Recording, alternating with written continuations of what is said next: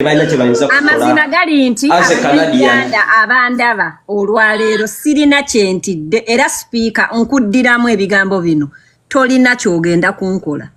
Tebigenda kubeera byangu n'akamu era nga njagala okubabuulira nti tutandise butereevu obwenzi muganda wange okwegaana muganda wange okwekaza muganda wange kakati bino muganda wange bikyalanda era njagala okubabuulira nga tunafuna amazima mu nsonga eno ekisooka tulina okulaba ani asooka okupowa ani alemerako awo tujja kutegeera mpola mpola amazima naye munnange nga bw'owulidde awo Deputy Speaker tojja kunkangakanga amazima ngalina munnange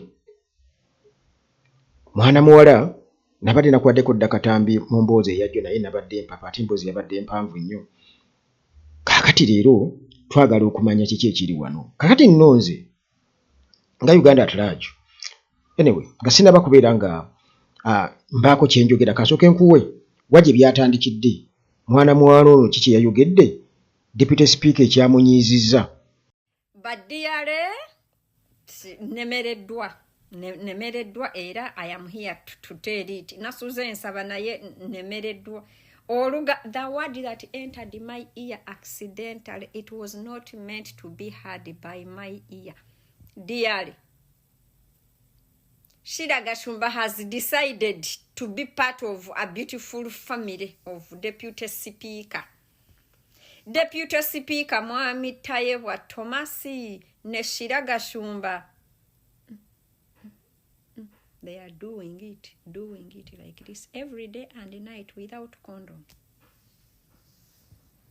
Abatamanyi Deputy Speaker Mwami Tayewa Thomas, he has a beautiful family and a beautiful wife. They have only one son that they prayed for 9 years and God answered their prayers. Right now, Shira Gashumba has Yasimi abere part of that family. Baby Vezina, Shira Gashumba, Nemwami Tayewa Thomas, Deputy Speaker. They are doing it. Abatamanyi Thomas Tayewa, he's a guy that fundraised for a village something, and his village raised a lot of money in just a few hours. Obo yo guy mumujjukira nenda mubaleetera bamada n'ebifaananyi n'emboozi ye nenda mubaleetera baddiyale.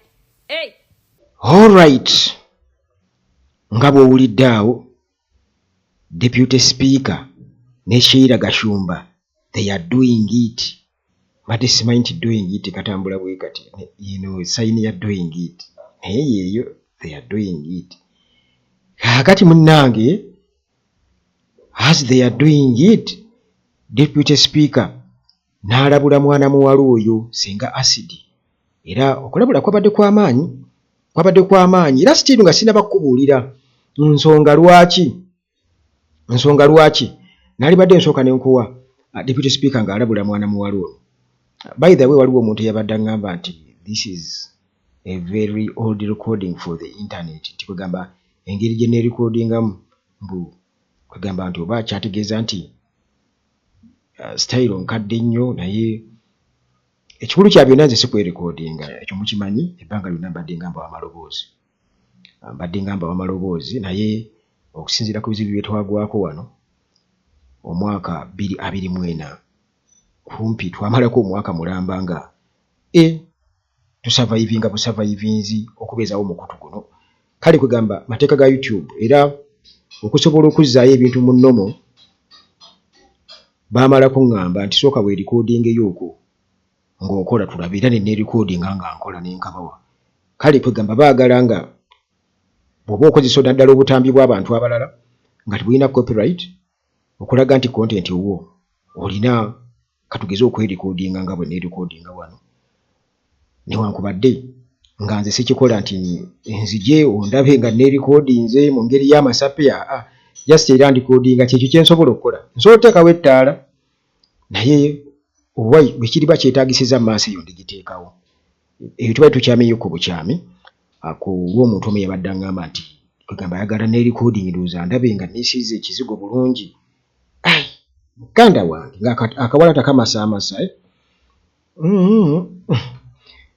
Genda n'ekyo Nyamantono okayana eri mu nkwawa. Kati muneeka tuddeyo wa Deputy Speaker. Naye enjogera gy'ayogeramu nga yeegaana nga tematiza tayibwa wange. I just woke up. I saw some lady running, wasn't it around second what? A video on me that I'm sleeping with some celebrity woman, some celebrity lady in town, and she appeared serious, breaking news. I found she's doing that because she's hiding in Canada. She's in Canada. She's on TikTok. My wife was the first to send it to me. She's in Canada. She's on TikTok. She's talking authoritatively about someone whose number I don't have, someone whom I've never spoken to, and say the person. Then now she has talked about another MP here. Also, I sent him a message, one of our colleagues, saying they've also added you, and because now because TikTok pays, people are desperately looking for content.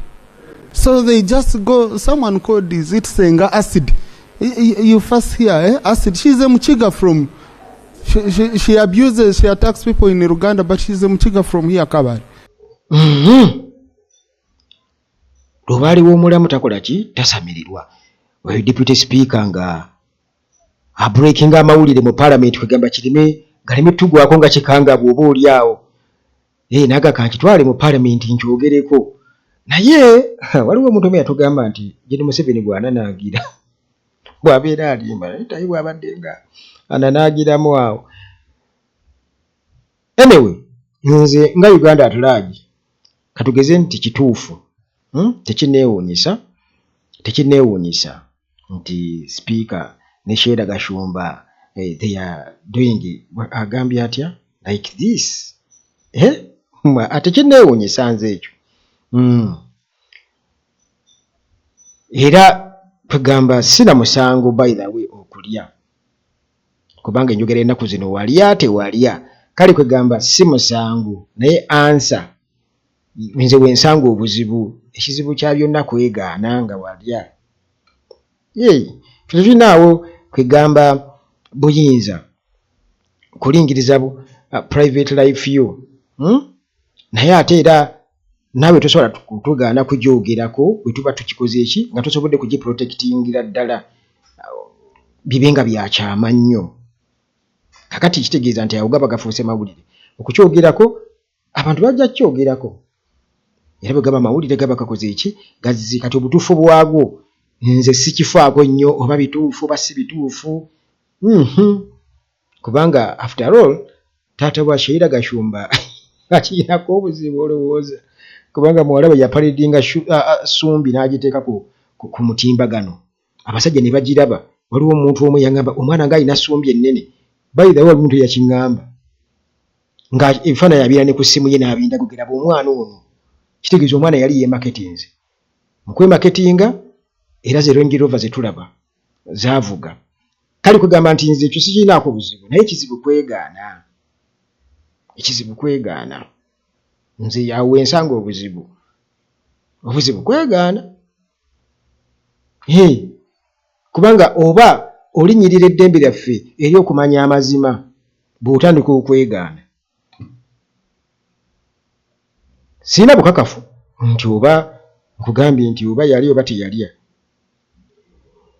Naye era nga bwe nkutegeezezza nti luno terunaggwa oba senga Acid anoonya content oba si content oba views oba likes kyonna kikiri, naye yakugambye teri kumutiisatiisa. Ate ekyo muganda wange kigenda kumuviirako kuleeta obujulizi obulala ffe kyetwagala by the way kyetwagala ekyo tukyagalira ddala obujulizi buveeyo kubanga okwegaana kuli nga bwe kulinyirira eddembe lyaffe ery'okumanya amazima nze obujulizi obwo mbambi wagala babuleete bwe bubaayo babuleete bwe babuleeta singa asidi oba anaaba ali mu kkomera awo tujja kuvaayo tugambe nti nedda bamusibira bwereere obujulizi bwe buli bano baalemererwa okukweka wayase waabwe baalemererwa okubeera nga bamukweka kati singa asidi naye kennyini mwanaye mu ddoboozi lye nga bwe nkutegeezeza alabudde era muganda bange si mwangu yadde n'akamu si mawulire malungi eri Taiwan. Amazima gali nti Abaganda abandaba olwaleero sirina kyentidde era sipiika nkuddiramu ebigambo bino tolina kyogenda kunkola era bw'okigezaako this is not a threat era bw'okigezaako nina ba adimini bangi abarunninga peegi zange amawulire amatuufu nga n'obujulizi kwebuli bujja fuluma ng'ate nze ndi mu kkomera gye buvuddeko eyo emabegako awo waliwo abantu baalabula ono omuwala gwe bayitaani Avapeace bamugamba nti gwe weesibye ku Sheira akwesembereza agenda kusiiga emize emibi oyo omwana yeeryamu yeetega abasajja naawe kati atandise kati nze kyendowooza nti kirabika omanyi kwegamba abasajja babeera awo abo abaana tebalina nsonyi amala okugenda n'amaliriza okunyokesa omusajja n'amugamba osobola okunfunira negundi n'agaya ensobola era naye n'amukonekitinga ku musajja y'omu abasajja bali balina ssente zaabwe munnange ebbugwe mulimu gwabwe wano e Kampala kale abantu baalabula Avapeace bamugamba nti muganda wange otandika okubeera nga weesembeza Sheira Gashumba ate nga n'omwana oyo zijjukirako bamubuuza Range Rover gye yali awalula mu vidiyo ye emu yali asibyeko akagwa bw'ati nga balaga nti agiwalula n'abaga nti gyeri ekyebuuzibwa bw'abanga ddala kituufu alina Range Rover eyo omwana omuto eyakayimba wano jjujjuuzi Range Rover